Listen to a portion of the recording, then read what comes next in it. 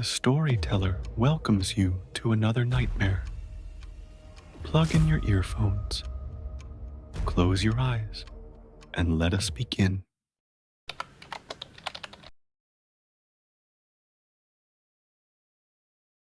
Have you ever had a feeling, a sensation that you're being watched? That someone or something is just there, but when you turn around, there's nothing, no one, just silence. I had that feeling once, but it wasn't just a feeling, it was real. It was something I couldn't escape, no matter how hard I tried. You think you know the people you meet online. You think you can trust them. But sometimes the people you meet aren't people at all. It started innocently enough on a dating app. I know it sounds cliche, but I wasn't looking for anything serious. Just a bit of fun, maybe someone to grab coffee with. And that's when I matched with Ethan. At first, he seemed perfect, charming, funny kind. His messages were always thoughtful, the kind of deep, meaningful conversations that felt more like I was talking to someone I'd known for years. It didn't take long before we were talking every day. And the more we talked, the more familiar he seemed, but not in the way you'd expect. Ethan started mentioning things I had never told him. My childhood home, the old oak tree in my backyard, little details that no one could possibly know. At first, I thought maybe he had somehow snooped through my social media, but he knew things that weren't even online. He knew about the creepy basement I'd never mentioned, about the strange painting in my hallway that my mom swore was cursed.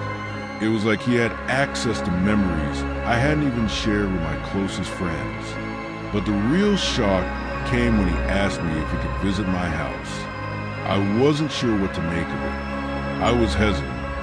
But the more I thought about it, the more curious I became. I mean, what was the harm? He seemed nice enough. So I agreed. The day Ethan came over, it felt strange. He seemed too eager, too excited. But I brushed it off. We sat in my living room, sipping coffee, talking like we'd known each other for ages. But then something shifted. Ethan became visibly uncomfortable. His smile faded, and he started glancing around the room, his eyes darting toward the walls. I asked if he was okay, and he just stared, like he was staring at something I couldn't see. I tried to shake it off. Maybe he's just tired, I thought, but then he said something that made my blood run cold. He stood up suddenly. Without warning, his eyes were wide and his breath was shallow. I could see his hands shaking. He leaned toward me, his voice barely a whisper. "She's still here, isn't she?" he said. I froze. "What do you mean?" I asked, confused, my heart pounding in my chest. But before I could say another word, Ethan turned and bolted out of the house, leaving me there alone. The door slammed shut behind him, and I was left in a cold silence. I was left standing there, confused and shaken. What had he meant? Who was he talking about? It didn't make sense. The next night, I couldn't shake the feeling that something was wrong. I couldn't sleep, couldn't stop thinking about what he said. So I decided to do some research. Maybe there was something in my house's history I didn't know about. I figured maybe he had known something I didn't, and that's when I found it. My house, my beautiful house. It wasn't always mine. It had been sold multiple times before I bought it, but there was something off about the previous owners. They died in strange circumstances, mysterious, unexplained deaths. I dug deeper. That's when I found out that the previous owners had lived there for years, an elderly couple, from what I could tell. But they both died under odd circumstances. The husband passed away in his sleep, but the wife, she was found in the attic, curled up in a corner, her eyes wide open, staring at the walls like she had seen something terrible. The authorities never figured out what happened. There were no signs of foul play, no explanation. And then something in the records caught my eye. Ethan wasn't just a man. He was one of the previous owners. Or, at least, someone who claimed to be him. I had to know more. So, I went to the local archives, where I found a photo of the elderly couple. And there, in the photo, was Ethan. But the worst part? His face was different. It wasn't the same man who had visited my house, but it was definitely him. His eyes, they were dark, hollow, like he was trapped somewhere between this world and the next. And that's when I understood. Ethan was no man. He was the ghost of the former resident. He had come back to warn me.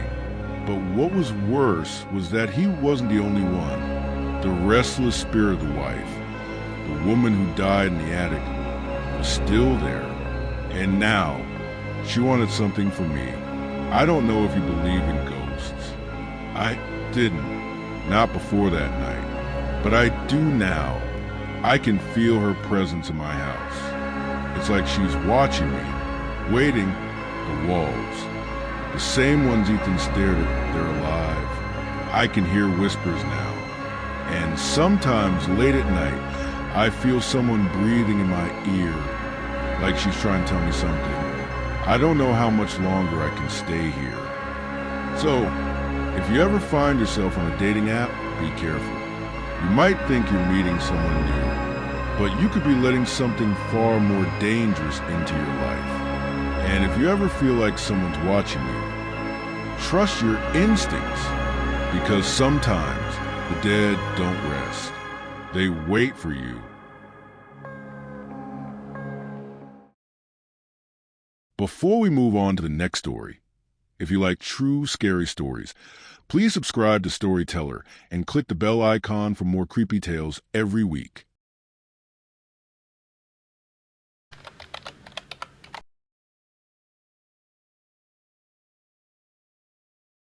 Have you ever felt like something was right there with you, even though you couldn't see it?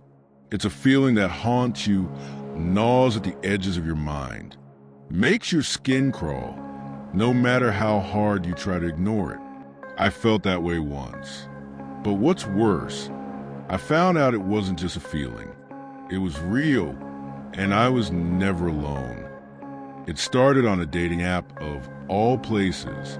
You know the drill. Just looking for someone to talk to, maybe meet up, nothing serious. That's how I met Emily. She seemed perfect, beautiful, funny, smart.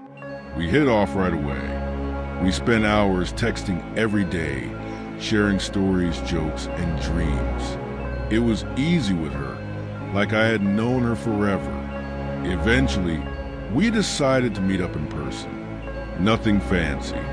Just a coffee at a little cafe on the outskirts of town. It was a quiet spot, secluded but charming. It seemed like the perfect place for our first date. I showed up early, excited, maybe even a little nervous. I picked a table by the window, hoping she'd recognize me right away. I checked my watch. 10 minutes passed. No Emily. Okay, I thought maybe she's running late. Another 10 minutes passed. Still no sign of her. At this point, I was getting frustrated. I texted her. No response. I called. Nothing. I just sat there, staring out the window, waiting. The clock kept ticking. 40 minutes. An hour. But Emily never showed up. By this point, I was pissed. I mean, what kind of person just stands someone up like that? So I left. I walked out of the cafe, my mind racing. Was she just messing with me? Did she not want to meet up after all? I didn't know. I couldn't figure it out. So I went home. But as I settled into bed later that night, I got a message. It was from Emily. I froze when I saw it. She said, and I quote, I was there all along. I saw you.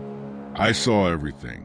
You were sitting by the window, wearing that blue jacket, right? You were alone. I was right across from you, but you couldn't see me. I stared at that message for what felt like hours. I read it again. And again. How? How could she have seen me? I was sitting in the exact spot she described, but she never showed up. Not once. I felt my heart start to race. Something didn't make sense. I texted her back immediately. What are you talking about? I didn't see you. Where were you? But the response didn't come. Instead, I just sat there, staring at my phone, wondering if I was losing my mind. The next morning, I couldn't stop thinking about the message. The idea that she'd been sitting across from me all that time, watching me. While I had no idea she was there, gnawed at me. I had to see her again. I had to know what happened. So I drove back to cafe. Maybe I'd find some clue. Maybe I'd finally get an answer. But when I arrived, the cafe was different. It was still the same building, but something was off. The windows were dusty. The door creaked like it hadn't been opened in years. I walked inside, hoping to find someone, anyone, who could explain what was going on. And that's when I met the old man behind the counter. "Excuse me," I said. "I was here yesterday. Do you remember me? I met someone here, a woman named Emily." The man looked at me strangely, his eyes narrowing. Then he shook his head. "We've been closed for over a decade," he said, his voice gravelly. "This place hasn't seen a customer in years. The building's been abandoned." I stared at him, my blood running cold. "What?" "No, I was just here yesterday, sitting right there by the window." I pointed to the spot where I'd sat the night before, but when I looked, the table was covered in dust. The place was empty, no sign of life at all. The man just nodded, unbothered. "This cafe's been empty for years. It's not even in business anymore. Didn't you know?" I couldn't breathe. It was like the ground had been pulled out from under me. How could this be? How could I have been there just hours ago? How could Emily have been there too, if the cafe was abandoned for so long? I drove home in a daze. My mind was spinning, trying to piece everything together. But there was one thing I couldn't shake. One thing that made my stomach churn. What if Emily wasn't a person at all? What if she was something else, something that had been trapped in that cafe for all these years? And what if, just maybe, she had been trying to reach out to me because she needed me to see her? The idea of it made my skin crawl. I never heard from Emily again after that day. No texts, no calls. It was like she had vanished into thin air. But every now and then I still feel it. The presence. I swear, I can feel her watching me, like she's still out there, trapped, just waiting for me to make contact again. I don't know what happened that day. I don't know if Emily was real, or if I just lost my mind. But I do know one thing. I never went back to that cafe. And if you ever see a place like it, quiet, forgotten, abandoned, don't go in. Don't even look. Because some spirits don't need to haunt you in the traditional way. Sometimes they just need to make you believe they're real. And once they've done that, it's too late. So, if you ever meet someone online, be careful. You never know who or what you might be talking to. And some connections can never be broken.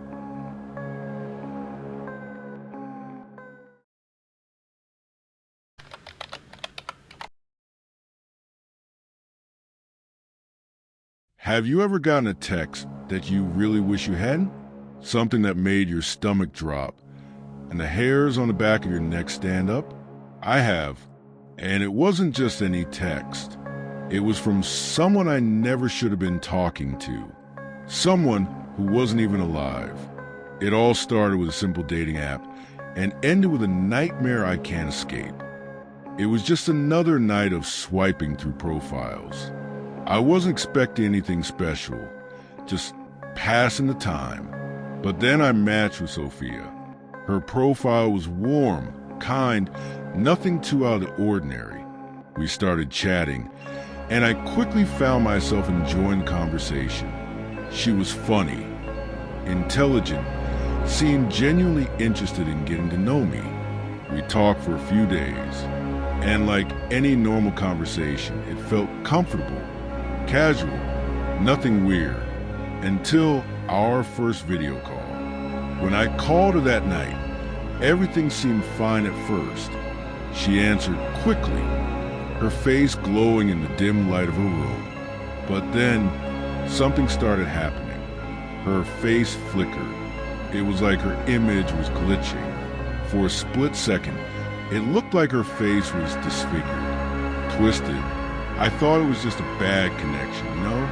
The call started to lag, and static filled the air, loud and sharp. It was like we were talking through a broken TV screen. I asked if she was okay. Sophia, what's going on? But she didn't answer.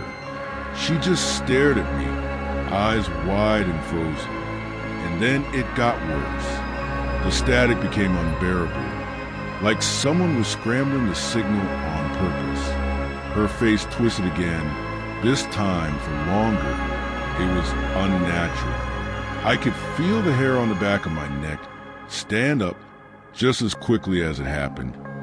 The call cut out completely. I sat there frozen, staring at my screen. The app said the call had ended, but something didn't sit right with me. Something felt wrong.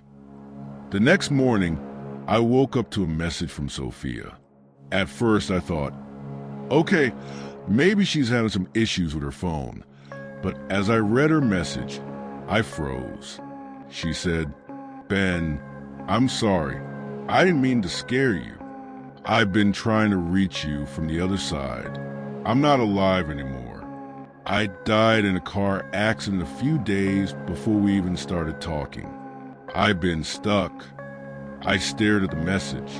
My hands were shaking. Was this some kind of joke? A prank? No, this wasn't funny. The way she wrote it, the urgency, the emotion, it felt too real. I didn't know how to respond. So I did what anyone would do in that moment. I blocked her number. I figured it was some sick joke, a weird glitch, something, but blocking her didn't stop it. Days passed, and I thought that would be the end of it. But then the messages didn't stop. I'd wake up every morning to text from her number. At first, they were just strange, distorted, cryptic, like she was trying to tell me something. But the words were coming through wrong. Something was off. Every text felt warped, like they were being sent through a filter I couldn't see. Ben, I'm trying to reach you. Don't block me out. I'm still here. You're not listening. That one hit me the hardest. And then the text kept getting more disturbing. One night, I received a message that read, "It's getting harder. I can't stay here much longer. The walls are closing in. Help me, please." My heart pounded in my chest. What was happening? Was this some kind of psychotic breakdown? Was someone using her account? Maybe someone who knew about our conversations? I didn't want to believe it, but the messages were becoming more frequent and worse. They were starting to come at all hours of the night.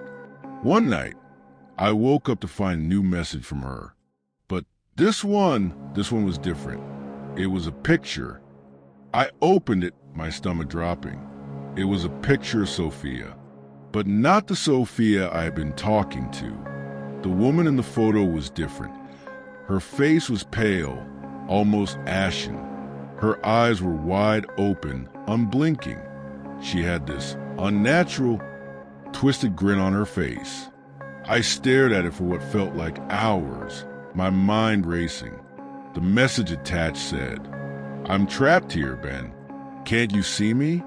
I've been trying to get out, but the walls are closing in. I need your help." I couldn't take it anymore. I had to know what was going on. So I started digging. I researched her name, her details, everything, but nothing added up. No car accidents, no tragic deaths, nothing in the news. There was no record of a woman named Sophia dying recently. But the more I dug, the more I realized I wasn't just talking to a person. I was talking to something else, something otherworldly, and I had no idea how to stop it. The worst part came a week later. I hadn't received any messages for a few days.